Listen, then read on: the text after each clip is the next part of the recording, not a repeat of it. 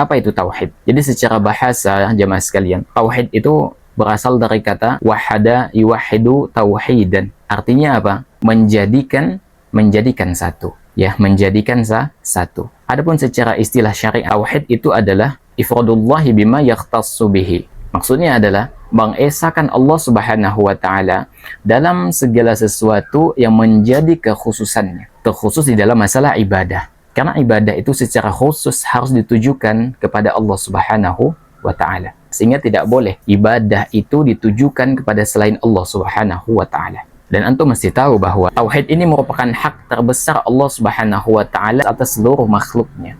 Apa kata Nabi sallallahu alaihi wasallam? Haqqullahi 'alal 'ibadi an ya'buduhu wa la yusyriku bihi syai'a. Kata Nabi sallallahu alaihi wasallam, hak Allah atas para hamba adalah mereka beribadah kepadanya dan tidak menyekutukannya dengan sesuatu apapun. Ini diriwayatkan oleh Al-Bukhari dan Muslim. Jadi kata Nabi SAW, tauhid ini adalah hak terbesar Allah Subhanahu wa ta'ala atas semua makhluknya. Jadi apabila seseorang terjatuh di dalam kesyirikan, maka berarti dia sudah merampas atau merusak haknya Allah Subhanahu wa ta'ala yang mestinya ditujukan kepada Allah Subhanahu wa ta'ala. Jadi itu adalah masalah pengertian tauhid. Kemudian kita masuk pada pembagian tauhid. Tauhid itu ada 3 turunan, ya. Ada 3 turunan. Pertama adalah tauhid rububiyah. Tauhid rububiyah ini adalah kita meyakini bahwasanya Allah Subhanahu wa taala itu adalah satu-satunya pencipta, satu-satunya pemilik, pengatur, penguasa alam semesta, dan ini berkaitan dengan keyakinan kita kepada Allah Subhanahu wa taala. Jadi kalau kita mengatakan Allah yang menciptakan kita, Allah yang memberikan rezeki kepada kita,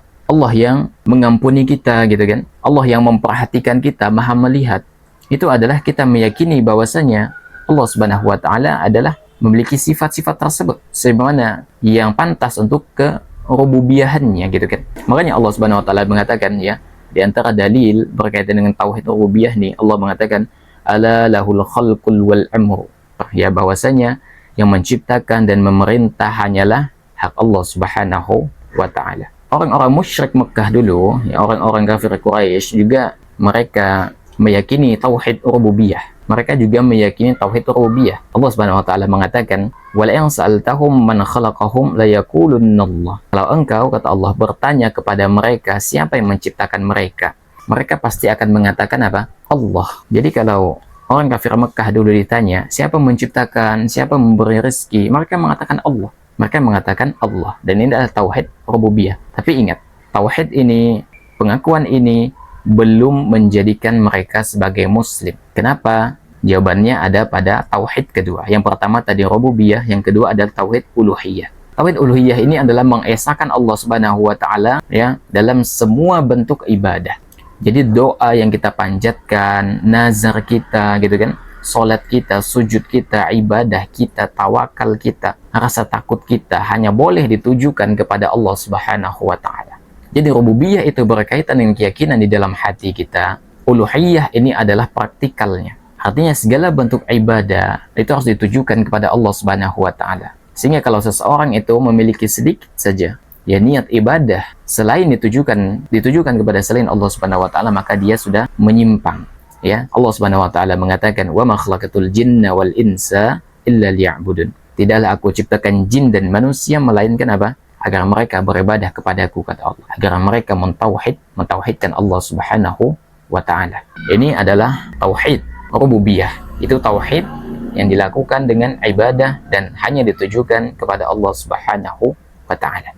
Tauhid inilah yang banyak diperselisihkan oleh para nabi dengan kaumnya. Tauhid inilah yang banyak diperselisihkan oleh para nabi dan kaum, termasuk Nabi Shallallahu Alaihi Wasallam. Dulu orang kafir Mekah juga menyembah Allah Subhanahu Wa Taala dan mereka yakin bahwasanya Allah yang menciptakan mereka, memberi rezeki kepada mereka. Tapi mereka ketika mereka menyembelih, ya, berkurban, mereka tujukan kepada siapa? Kepada berhala-berhala, kepada berhala-berhala. Mereka juga ya menyandarkan nasib mereka kepada tatayyur, ya, mengundi nasib, gitu kan. Itu yang mereka lakukan. Tapi di sisi lain, mereka yakin bahwasanya Allah Subhanahu wa taala penguasa alam semesta, tapi secara praktikal itu berbeda. Sehingga orang kafir kebanyakan itu menyimpang, ya, termasuk yang didakwahi oleh para nabi dan rasul, mereka itu menyimpang di dalam tauhid rububiyah, Kemudian yang ketiga, tauhid asma wa sifat. Jadi tauhid asma wa sifat ini dia menetapkan nama dan sifat Allah Subhanahu wa taala yang disebutkan di dalam Al-Qur'an dan Sunnah.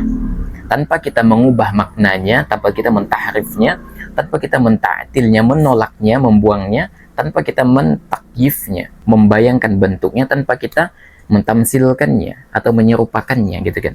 Di antara dalil yang menetapkan adanya tauhid asma wa sifat ini adalah firman Allah Subhanahu wa taala, yaitu laisa kamitsli syai'un wa huwas samiul basir, ya.